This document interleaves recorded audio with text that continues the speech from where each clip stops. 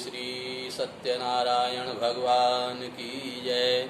श्री वृंदावन बिहारी लाल की जय। श्री गुरुदेव भगवान की जय। नैमिषारण्य तीर्थ में शौनक आदि ऋषियों ने सूत जी महाराज से जब प्रश्न किया तो सूत जी महाराज ने कहा, शौनक आदि ऋषियों, आपने सत्यनारायण भगवान के व्रत के बारे में मुझसे जो प्रश्न किया था, भगवान विष्णु ने नारद जी को सत्यनारायण भगवान के व्रत का जो विधान बतलाया था सो हमने आप लोगों को सुनाया। अब आप क्या सुनना चाहते हैं? सूत जी महाराज की बात सुनकर के ऋषि लोग बड़े प्रसन्न हुए और बोले, गुरुदेव, आपने बड़ी कृपा करके हमें सत्यनारायण भगवान के व्रत का विधान बतलाया है। अब हम जानना चाहते हैं, सबसे पहले इस व्रत को किसने किया और उससे सुन सुन करके आगे भी किस किस ने इस व्रत को किया, हम ये सब जानना भी चाहते हैं और इसके जानने की हमारे हृदय में श्रद्धा भी है। ऋषियों की बात सुनकर के सूत जी महाराज बड़े प्रसन्न हुए और बोले, आप लोग बड़ी श्रद्धा भक्ति के साथ में श्रवण कर रहे हैं, इसलिए मैं आपको जरूर सुनाऊंगा, लेकिन और भी ध्यान मग्न होकर के सुनिए। सूत जी महाराज बोले, ऋषियों, सतानन नाम का एक ब्राह्मण था जो बहुत ही निर्धन था और भूख प्यास के मारे बेचैन हुआ नित्य पृथ्वी पर भटकता रहता था और भगवान ब्राह्मणों से बड़ा प्रेम करते हैं। इस ब्राह्मण को दुखी देख करके भगवान को दया आई तो भगवान ने तुरंत क्या किया, एक बूढ़े ब्राह्मण का रूप बनाया और इस ब्राह्मण के सामने प्रकट हो गए और बोले, आप ब्राह्मण होकर के दुखी क्यों हैं? आपके दुख का कारण क्या है? ब्राह्मण बोला, प्रभु, मेरे दुख का एक ही कारण है कि मेरे पास में धन नहीं है। इस पृथ्वी पर जिसके पास में धन है वही सुखी है और जिसके पास में धन नहीं है वह दुखी है। तो प्रभु, मेरे दुख का एक ही कारण है कि मेरे पास में धन नहीं है। भगवान बोले, ब्राह्मण देवता, ये बात बिल्कुल नहीं मानूंगा। ब्राह्मण बोला, क्यों प्रभु? भगवान ने कहा, अगर धन में सुख होता तो सभी धनवान सुखी होते, फिर कोई धनवान नहीं कहता मैं दुखी हूं। लेकिन देखते क्या है कि जितने भी धनवान लोग हैं, जितना ज्यादा धन है उतने ही ज्यादा दुखी हैं, कम धनवान तो कम दुखी हैं। ब्राह्मण बोला, प्रभु, फिर मैं क्यों दुखी हूं? भगवान ने कहा, ब्राह्मण देवता, तुम भजन नहीं करते इसलिए दुखी हो। मनुष्य का जो शरीर मिला है ये भजन करके परमात्मा को प्राप्त करने के लिए मिला है। आप भजन नहीं करते इसलिए आप दुखी हैं। गरुड़ को तो भगवान मिल गए, उनकी सेवा भी मिल गई, भगवान के वाहन जो बने, लेकिन फिर भी क्या हुआ, रावण का पुत्र आया और भगवान राम को नाग फांस में बांध करके चला गया। भगवान 3 दिन नाग फांस में बंधे पड़े रहे। गरुड़ ने आकर के नाग फांस को काटा तो अभिमान आ गया। अभिमान के कारण भगवान को छोड़ करके चला गया। ये भगवान नहीं है जो अपने प्राणों की रक्षा नहीं कर सकते। मैं 3 दिन और न आता, यहीं बंधे पड़े रहते, भूखे प्यासे सड़ करके मर जाते। ये भगवान नहीं हो सकते। ऐसा अभिमान आ गया, भगवान की लीला को जान नहीं सका और भगवान को छोड़कर चल दिया। तो रास्ते में भोलेनाथ मिले, थोड़ा सा ज्ञान हुआ तो अपने आप को ज्ञानी समझने लगते हैं। अभिमान के कारण गरुड़ को भी अभिमान हुआ तो भोलेनाथ को भी समझा रहे हैं, ये भी भगवान के भक्त हैं, रोज दर्शन करने जाते हैं। ये गरुड़ को पता था ये भोलेनाथ है, इनको भी समझाऊं। गरुड़ ने भोलेनाथ से कहा, प्रभु, आज पोल खुल गई, जिनको आप भी हम भी भगवान मानते थे वो भगवान नहीं है। 3 दिन नाग फांस में बंधे पड़े रहे।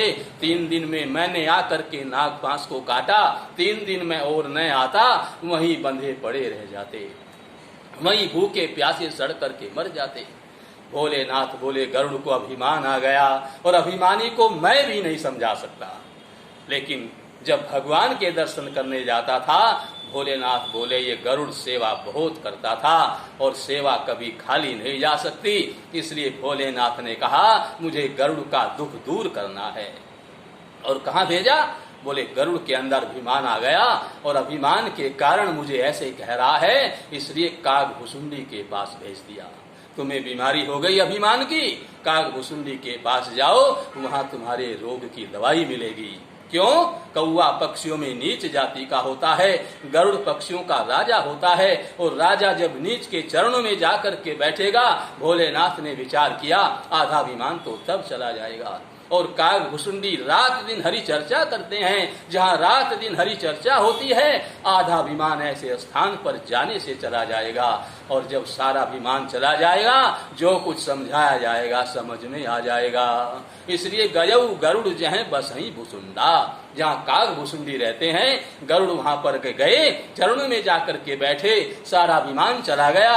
और गरुड़ ने पूछा, जब गरुड़ जाकर के चरणों में बैठे तो कागभुसुंडी ने पूछा, कहो गरुड़ के ही कारण आयु, आने का कारण क्या है?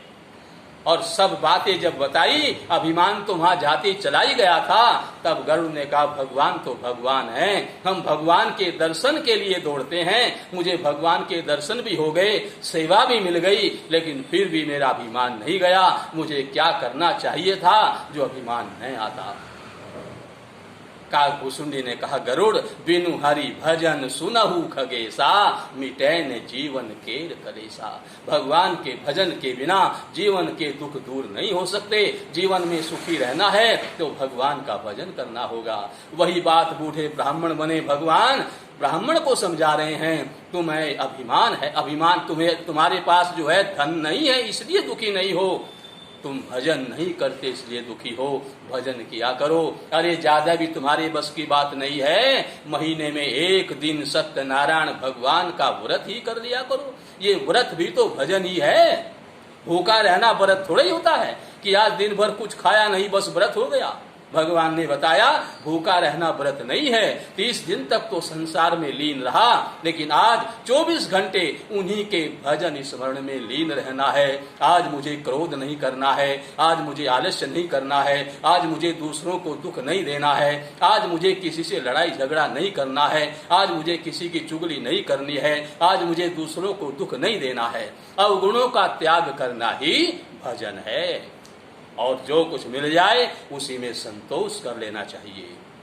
अगर आपने भोजन कर लिया तो व्रत नहीं टूटेगा, लेकिन क्रोध एक बार भी आया, आलस्य एक बार भी आया, दूसरों को दुख एक बार भी दिया, किसी से लड़ाई झगड़ा एक बार भी किया, किसी की चुगली एक बार भी की, तो बोले व्रत टूट जाएगा।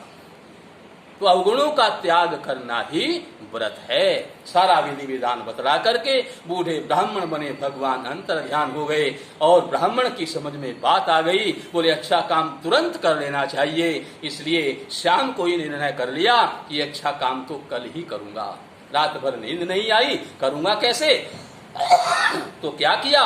बोले लकड़ी जो मैं सुबह सवेरे जल्दी उठ गया, स्नान करके संध्या वंदन किया, भगवान का भजन किया और सत्यनारायण भगवान के व्रत का निश्चय करके भिक्षाटन के लिए गया।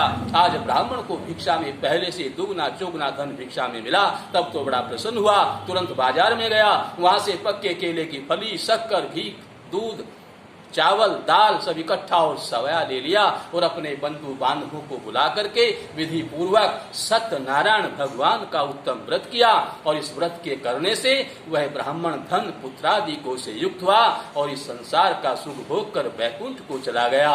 इस प्रकार से सत्यनारायण भगवान का व्रत करने से संसार की समस्त कामनाएं पूरी होती हैं और संसार में ऐसी कोई वस्तु नहीं है जो सत्यनारायण भगवान न दे सके। विधि से व्रत करने वाले को कल्प वृक्ष भी प्राप्त हो जाता है।